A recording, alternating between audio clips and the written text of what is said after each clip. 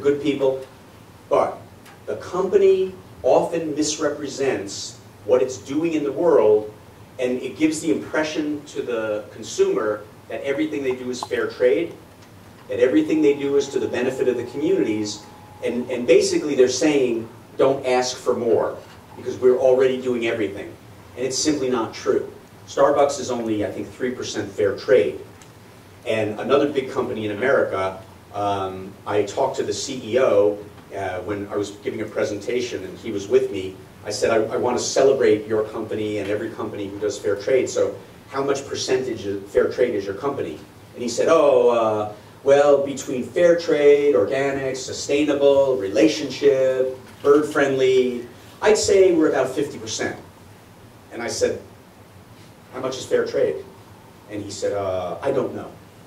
And I said, you're the CEO of a $300 million company. With a push of one button, you can tell me how many of your contracts are fair trade. And he said, I don't know. He simply didn't want the consumers to know how small it was. So, on one hand, yes, we want the mainstream to participate, but we don't want them to undercut the good force of fair trade by giving misleading information. And here's the problem. A lot of companies who participate in fair trade only a little bit, they see fair trade as another marketing strategy. Yeah. It's not an ethical commitment for the company. It's only a marketing strategy to capture a new bunch of consumers who have new ideas, you know? So that's the danger, is if you allow those companies to do that, then fair trade, and I've told this to the heads of fair trade in the United States, if you allow those companies to do it, fair trade will never be more than a small niche, which means that you're condemning 95% of all the world's farmers to stay in poverty if you allow that to happen. I think you have to demand that those companies change their entire strategy. I did an analysis of Starbucks stock about 5 years ago, and I looked at what would be the impact on Starbucks stock if they went 100% fair trade. And from my analysis, and maybe it wasn't so good, but my analysis said it would be about a 5-cent impact on the share price. That's all, 5 cents. And their stock goes up and down more than 5 cents in a day. They could afford to be 100% fair trade, and they could do so much good, but they don't want to. It's as simple as that. That's not what they want to do. Because it's not an ethical commitment to them, it's a marketing commitment. Now, that's not saying they're bad people. It's just saying that the way they view the world in business, you know, is a mainstream approach. So it's often very difficult when you're involved in social justice or social entrepreneurship to have feelings about those other companies. Sometimes you just want to say they're evil, you know, but they're not. They're just mainstream. And you guys are pushing the edge. You're pushing the edge of what business is doing in the world. And that's important. But remember, that's not a mainstream attitude.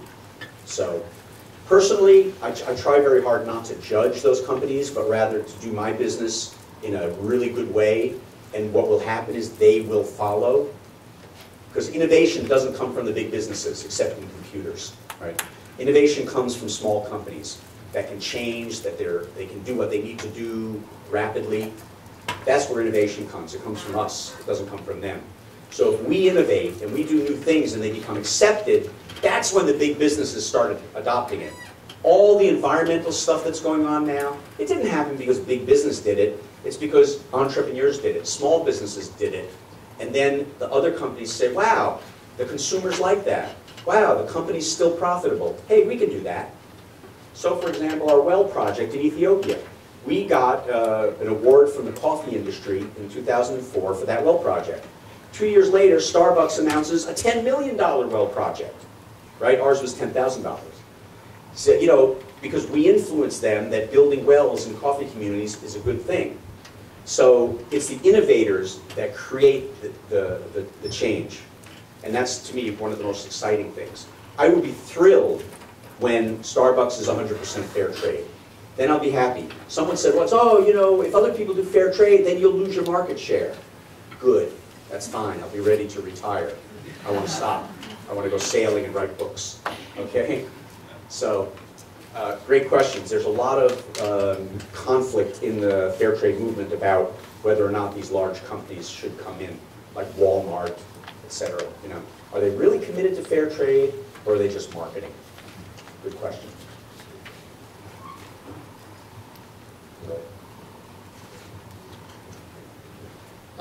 So I would like to know, when you're, like you said, you're developing while you're purchasing their coffee beans. Do you happen to ever encounter the situation that the villagers ask you to give them more than, because they simply see that you are there to help them out, so they may rely on you, and they may ask more and more and more, and ask other cities too. Yeah, in the beginning of the days of fair trade, maybe 10, 15 years ago, that was a problem. Because some of the villagers said, oh, this is a charity, they're just going to give us money, we can give them bad coffee, it doesn't matter, they'll still give us the money. And that was a problem in the beginning of fair trade. So one of the criticisms of fair trade from the big companies, oh, fair trade coffee is not good. Well, there is no such thing as fair trade coffee. Fair trade is an economic relationship. But because of this dynamic, there was a lot of bad coffee in fair trade.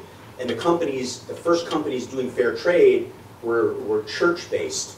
And so they were more charity. And they didn't really care about the quality of the coffee. But that's evolved. And now, if farmers give us bad coffee, we don't accept it. We help them do better, but we don't accept it. And when we negotiate with the farmers, it's a real negotiation. So if they ask too much money, we'll say no, we can't. That happened last year in Ethiopia. They wanted us to give them $5 a pound, and we said, we sell the coffee in America for $5 a pound. We can't give you $5 a pound. So we just had to have a negotiation. And this is a business, it's not a charity. So, but it's an interesting dynamic. Now, if you don't mind, I have a question to ask our friend Wan Lu. Okay, I want to ask her what the reception of fair trade is in her shop, and what she thinks the challenges are to growing fair trade in Taiwan, particularly. I have no experience in Taiwan, so I'd love to learn about what the challenges are right here. Okay, may I? Yeah, sure. Actually, recently I read an article, a survey, marketing survey that says probably 73% people do not know about fair trade in Taiwan. But fortunately, there are 49% people are willing to buy fair trade in the future. I think this is really good news to us. So I think the first important challenge is that we do, as a small social entrepreneur, we don't have enough power, maybe like people, money, time to promote fair trade like big company.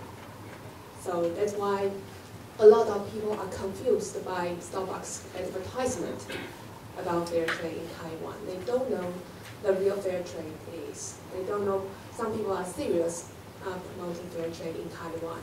And second is, because in Taiwan, there are a lot of different kinds of agriculture movement emerging recently. I think maybe people know about this. So a lot of international issues are discussed in Taiwan, like farmers market, organic movement, or direct trade, or CSA, community support agriculture. But nobody really. I don't want to judge, but some people may be misleading the practical things about different kind of movements. So in Taiwan, some people may be. Especially in coffee industry, some people do directly trade, and they criticize their trade. Those people never really never really work in fair trade field, but they criticize fair trade. But ironic thing is that they say they are fair trade because they are directly trade. Yeah. So I think the most serious challenge to local green in Taiwan is that how can we make more and more people know about the fair trade? Because that's the question to me. You know, I've got to say, that is exactly the same situation in the United States. Word for word, what you said, I could have said in America. Not everybody knows what fair trade is. There's a conflict between direct trade, fair trade, organic trade. People are confused. In fact, there was a survey recently where more people identified all natural. They said they trusted that more than they trusted certified organic. Even though in the law, all natural, it has no meaning. It has no meaning. You can put it on anything. There's no legal requirements for all natural. But in the consumer's mind, more people trusted it than certified organic, which we know is a very serious program. The thing between direct trade and fair trade, at least in the United States, is, to be honest, direct trade wouldn't even exist except for fair trade. So it's been an evolution. I like the idea of direct trade if it's real. In America, most of the direct trade companies, they talk about direct trade, but they don't tell you that only maybe 20% of their business is direct trade. But they make it look like it's 100%, and it's just not true, just like Starbucks and fair trade and their own program, cafe program, you know. So that's a big problem. For me personally, my philosophy is, if you want to try something new, go ahead and do it. So if you want to do direct trade, if you want to do fair trade, or whatever, do it, but be honest about it. If you say, these are my values, and this is what we do, tell the consumer, tell them honestly, and let the consumer decide.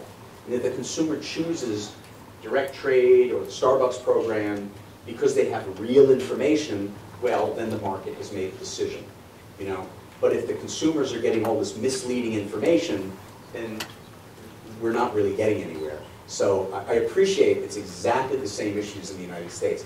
So with that, I want to say that possibly the most powerful force for fair trade in the United States is the students, okay? The students have immense power, and that's where small companies, we get leverage, because we don't have the money to make a big advertisement nationally like Starbucks. I thought about this. How come if a movie comes out, the whole nation knows about it in one weekend? A new movie comes out, everybody knows about it. Fair trade's been around for 15 years, nobody knows about it. What's the problem, right? We don't have a big marketing budget. So the way we do it in America is we use the students. The students work very closely with the fair trade movement to go into the coffee shops and demand fair trade, to have fair trade events on their campus, to ask for